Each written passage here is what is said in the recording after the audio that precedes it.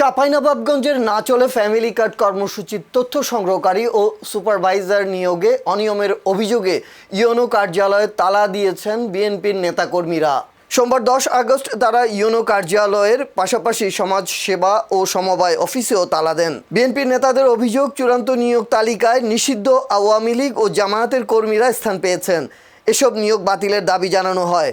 নাচল থানার ওসি সুকোমল চন্দ্র দেবনাথ জানান, বিএনপির নেতাকর্মীরা তালা দিয়ে কিছুক্ষণ পর চলে যান। তবে এ বিষয়ে ইউনো প্রিয়াঙ্কা দাসের কোনো বক্তব্য পাওয়া যায়নি।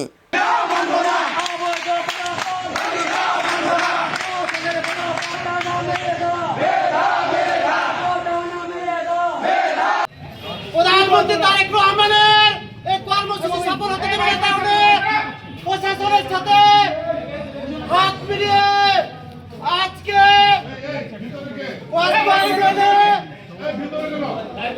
কসবা ইউনিয়নে 1 থেকে 5 পর্যন্ত পুরুষ আওয়ামী লীগ,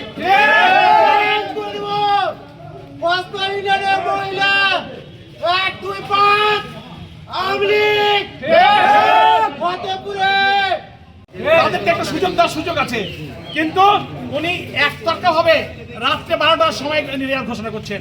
আমরা এই ফলাফল মানি না, এই ফলাফল বাতিল করতে হবে। যতক্ষণ পর্যন্ত এই ফলাফল বাতিল না হবে ততক্ষণ পর্যন্ত ইউনো সাহেবকে এই ঘরে এবং প্রশাসনের কাউকে কাজ করতে দেওয়া হবে না। থাকবেন উনি এখানে অফিস করতে হয়েছে, অপমান বোধ করছে।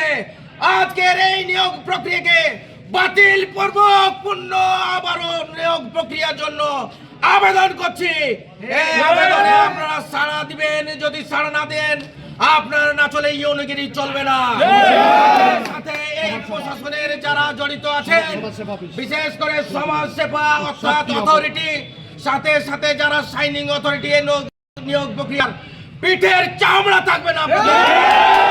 আমাদের কর্মসূচির বিপক্ষে ছিল, এই ফ্যামিলি কার্ডের বিপক্ষে যারা কথা বলেছে তাদেরকে আমরা প্রধান কোনো দায়িত্ব দেব না। এটা হয়তো হবে বিএনপির A group, B group, C group বলে কথা নাই।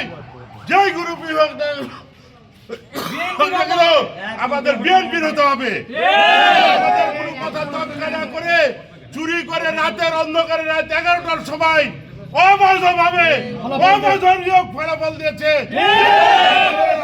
এটা দিয়েছে এটিকে মেনে চলে আজকে সারাদিনের মধ্যে ইউনো সাহেবকে বলবো, ওসি সাহেব আপনি উপস্থিত হয়েছেন, ভালো কথা।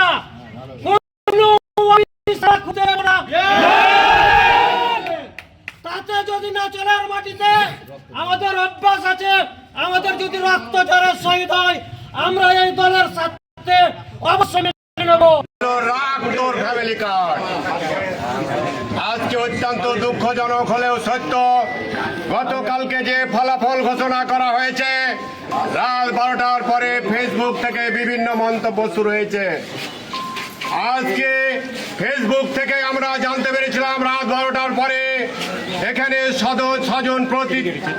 স্বজন প্রীতি এবং যোগ সাজকের মাধ্যমে এই ফলাফল ঘোষণা করা হয়েছে।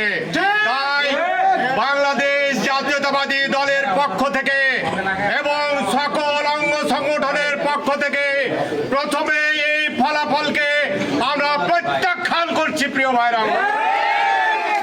এবং পুনরায় এই পরীক্ষার তারিখ ঘোষণা না হওয়া পর্যন্ত বাংলাদেশ জাতীয়তাবাদী দল জানে কিভাবে অন্যায়ের বিরুদ্ধে লড়াই এবং সংগ্রাম করতে হয়।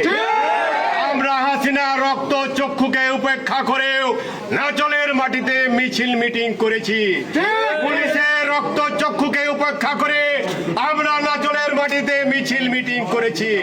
প্রিয় ভাইরা আমার, আমাদের এই নিয়োগ নিয়ে সংশয় রয়েছে, যেহেতু বিএনপির এটি প্রকল্প, এটি প্রশাসনের পক্ষ থেকে স্যাবোটেজ করা হচ্ছে কিনা এইটি যারা গোয়েন্দা বিভাগের লোক রয়েছেন তাদেরকে অনুরোধ করব।